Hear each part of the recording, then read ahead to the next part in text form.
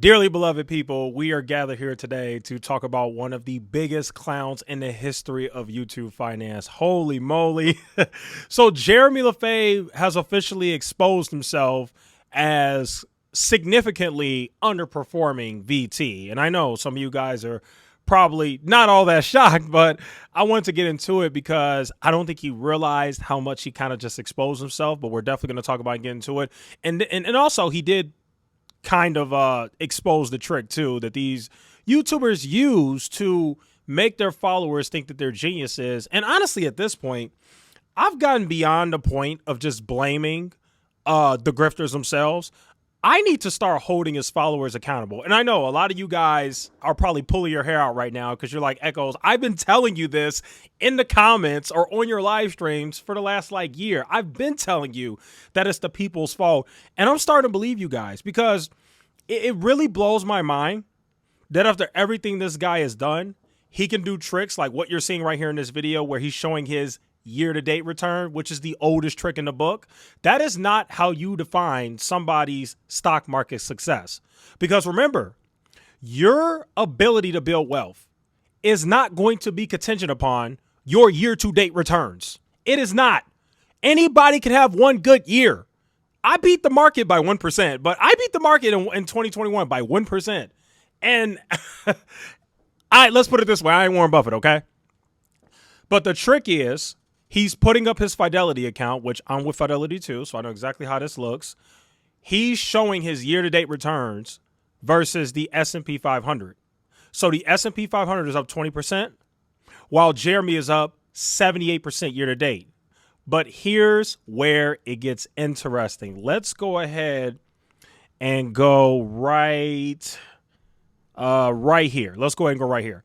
So if you look at the screen right here, you can clearly see that Jeremy Lefebvre, his 5-year return is 24%.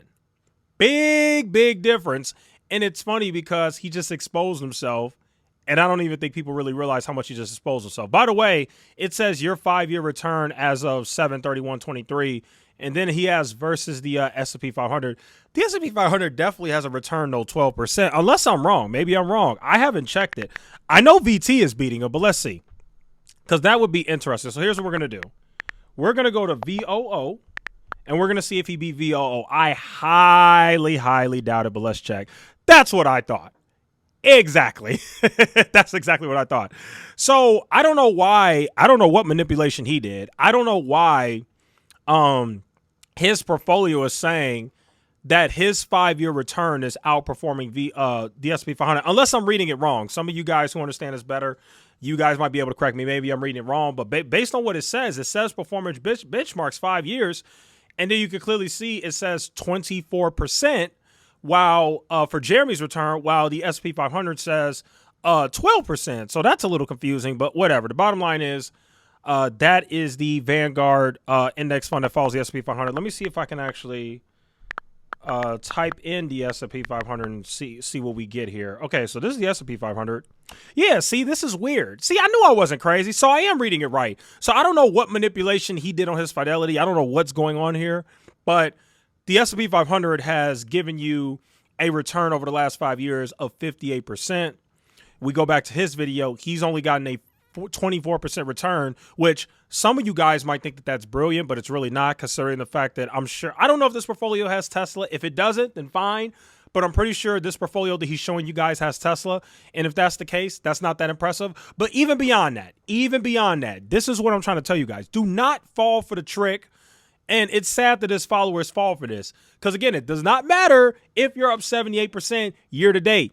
Because when we look at his 5-year return, he is significantly underperforming the S&P 500. Now, here's where it gets funny, because here's the competition right here.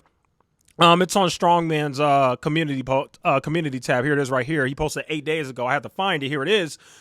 Strongman, well, actually, Jeremy is the one who did it. So Jeremy got so upset and annoyed by Strongman trolling him, and Jeremy is such a narcissist and just honestly really believes that he's good at picking stocks. He created this competition. Strongman didn't create this. Jeremy created this competition back in 2022 or something like that. Yeah, it says it right here, February 14th of 2022, Valentine's Day. And he basically said, my individual stocks, my trash companies, which by the way, some of these companies are bankrupt right now, or at the very least on their way to going bankrupt.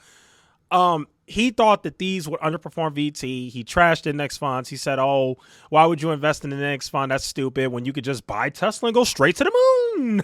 Stuff like that. Just because he got lucky to pick one stock, now all of a sudden he thinks that individual stock picking is the way to go. You all know my argument. I think the average person who's not spending 5 hours plus a day looking at stocks is better off just investing in an index fund. And sure enough, this is the end result. As of 8 days ago, which would be July, the end of July, these were the results. Had you bought VT in February 14th of 2022, you would essentially break even, which is not that bad because remember, when you're investing for the long term. So a 2-year return isn't really what you care too much about. And also, when you compare it to Jeremy's returns in the stocks, well, that's a fantastic return compared to Planet 13, where you would have lost 82% of your money, as you can see right here. The Honest Company, 74%. The reason why Tattooed Chef says not applicable is because Tattooed Chef ran out of business. They're bankrupt. They're not even a stock anymore. Okay, they're an OTC stock now or whatever the heck happened to them. They went bankrupt. Smile Direct Club, you'd be down 72%. Oatly 77%, and the list goes on. So I just think that it's just absolutely hilarious. Let me show you guys the last thing, and I just found this so hilarious. Shout out to the 2 people who DM'd me on Instagram and told me about this, because I don't watch Jeremy's video, so I wouldn't even have known this. But I want you guys to hear something absolutely hilarious that this delusional clown said in his latest YouTube video. Let's go ahead and play it right now. Here we go. Years now at this point in time, right? Is how I build up a portfolio. It's how I diversify my portfolio, my funds around, right? And so that's my stance on that. Someday I will be a hedge fund manager and I'll go that route. I'm probably still about 5 years away from that, to be honest. The thing I'm waiting on in regards to kind of my next move in regards to hedge fund. Someday I will be a hedge fund manager. Oh my Lord. Jesus. I mean, I could go off. I know you guys would probably love me to go off, but I'm tired. I'm tired of going off on this guy. I've done it so much. It's like, can you imagine this clown being a hedge fund manager? First of all, that hedge fund is going to go bankrupt in like 3 years, maybe sooner. But the fact that this guy wants to become a hedge fund manager in 5 years, it blows my mind. This is why people like me and others, this is why you need more people like this on YouTube to at least speak on it. Because this is just unbelievable. Like, seriously, the SEC should ban him. I'm not joking. They should ban him. They really should. He should not be allowed to become a financial advisor. He should not be allowed to become a hedge fund manager. He should not be allowed to get any official title in finance. I'm not joking about it. If this guy becomes a hedge fund manager, I'm starting a petition. God damn it. Might even start a GoFundMe. Donate to the GoFundMe. Never mind. The GoFundMe was a joke. I was going somewhere with it, but never mind. We're not going to talk about it. I was going to say something crazy. Anyway, I would start a petition. Okay, correction. I would at the very least start a petition. Hopefully we could get like 50,000 signatures or more, and we can send that petition to the SEC or whoever, FINRA, somebody, the government, and tell them this guy needs to stop it. I mean, for crying out loud, a hedge fund manager, one of the worst stock pickers in the history, not of YouTube, but of the entire stock market, wants to become a hedge fund manager in the next 5 years. I mean, seriously, when does it stop? Me, Kevin, already got licensed to become a financial advisor.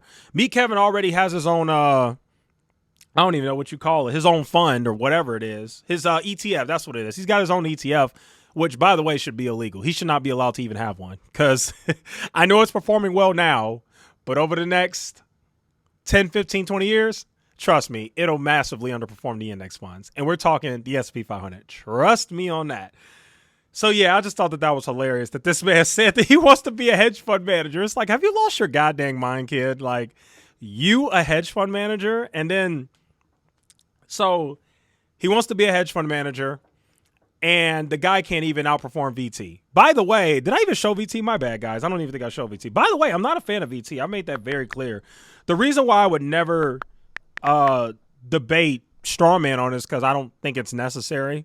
I mean, if he wants to invest in it, I mean, it's an index fund. It's not the one I would invest in, but it's not like he's freaking throwing all his money in Tesla. Like, there's nothing to debate. I don't have a reason to debate him. He can choose what he wants. I just personally don't like it. But if you look at VT over the last 5 years, it's up 31%. Jesus, the S&P 500 is destroying VT. Let's see, 31%, and then the S&P 500 is up 58%. Yeah, strong man.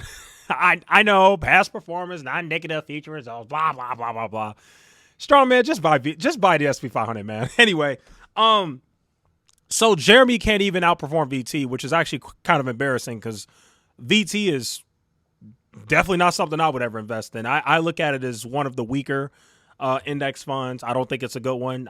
Definitely not something I would invest in. And it's just funny because Jeremy inadvertently exposed himself as not even being able to outperform VT, which is just absolutely hilarious. So, yeah, man, Jeremy is the clown of the century. I've never seen anything like this. Trust me, I'm not joking when I say this. And I think that I'll still be on YouTube in the next 5 years. Obviously, you can't predict the future. Who knows? But I'm pretty sure I'll still be here in the next 5 years. Hopefully, the channel grows and I'm bigger. Who knows? But either way, I'll still be here. And if this guy starts hedge fund in the next 5 years, I'm starting a petition. We got to stop this crap. We cannot let this happen, man. Like, this is ridiculous. Anyway, I've talked long enough. Thank you guys so much for watching, and I will see you guys in the next video.